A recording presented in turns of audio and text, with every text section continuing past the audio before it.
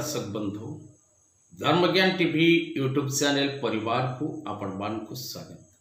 जो मित्र माने आमरे चैनल को लाइक शेयर और सब्सक्राइब करि नांती से माने लाइक शेयर और सब्सक्राइब करबा को कदापि भूलंतु नहीं। दर्शक बंधु आज कार्यक्रम रे आमे आलोचना करिबा 2024 मसिया अक्टोबर मास किपरि रहिबो प्रत्येक कर्कट राशि कर्कट लग्न एवं जो मित्र मानकर राशिर नामाक्षर अनुसार कर्कट एवं जो मानकर 7/4 8/4 9/4 पुनर्वसु पुष्या और अश्लेषा नक्षत्र कर्कट राशि सेमानक पाई संपूर्ण मासटी केते परिमाण शुभ एवं केते परिमाण अशुभ रहिबो से विषय रे आजिर ए कार्यक्रम रे आमे आलोचना करिबा।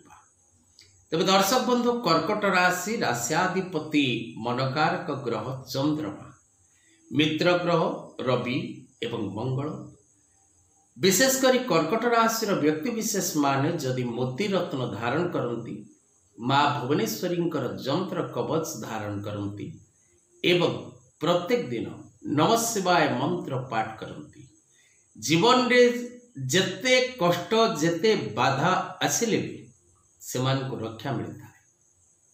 प्रत्येक कर्कट राशि व्यक्ति जिदखोर ही थांती क्षीणकोपी ही थांती एवं परबुद्धि रे परिचालित होबार देखा जाता है।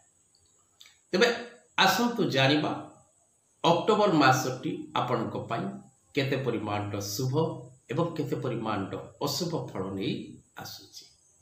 दर्शक बंधु अक्टोबर मासरे पवित्र दुर्गा पूजा तेणु प्रत्येक वर्ष भली माँ कनक दुर्गा पूजा मंडप रे मुक्तेश्वर ज्योतिर्गवेषणा केंद्र परिवार एवं माँ कनक दुर्गा चैरिटेबल ट्रस्ट परिवार तरफ महाधूमधाम रे माँ दुर्गा पूजा आयोजन करा जाए।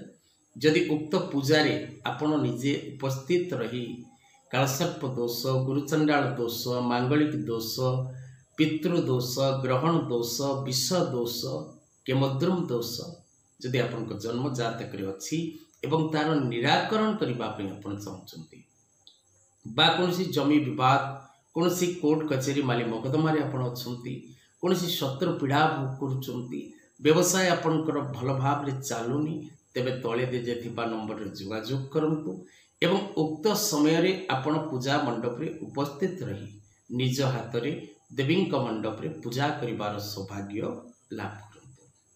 जहाँ पूजा पे चार्जेस रहिबो ता आपण को पेमेंट करबा को पड़िबो।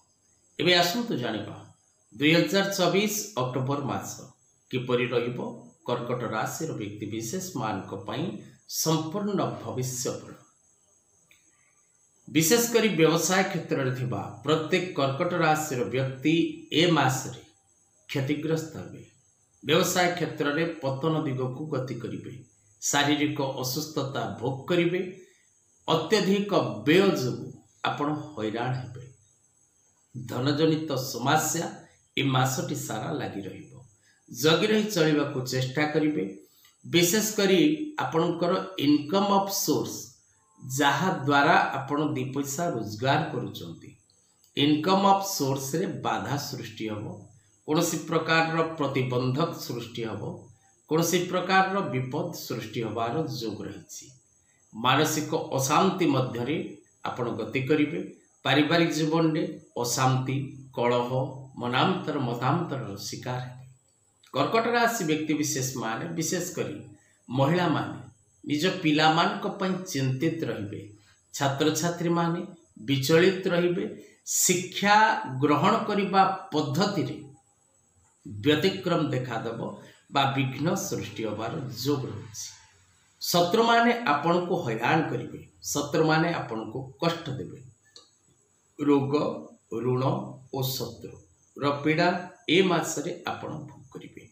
लव रिलेशनशिप रे विवाद देखादेव पति पत्नी दाम्पत्य जीवन रे कलह सृष्टि हेबो अन्य को न चिन्ही अजना व्यक्ति सहित कौन सी संपर्क रे आसीबा को कदापि चेष्टा करंतु नहीं अजथा आपण ठकामी रे पड़िबे विपद रे पड़िबे और विवाद रे मध्य पड़िबे।